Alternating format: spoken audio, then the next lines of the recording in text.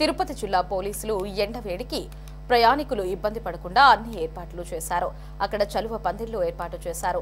భారీగా తిరుపతి కూడలిలో traffic jam కాకుండా అక్కడున్న పోలీసులు ఎండవేడికి ప్రయాణికులు ఇబ్బంది పడకుండా చలువ పందిళ్లు ఏర్పాటు చేశారు.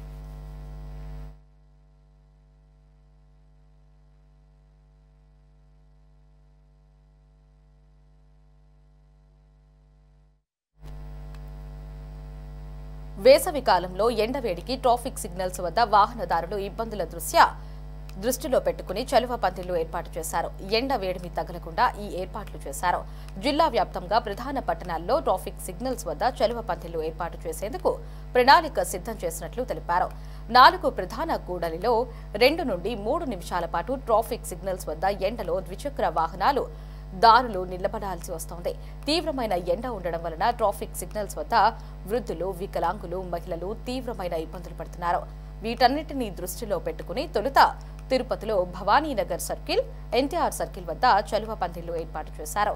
ఇలా ఏర్పాటు చేయడం సంతోషంగా ఉందని ద్విచక్ర వాహనదారులు చెబుతున్నారు.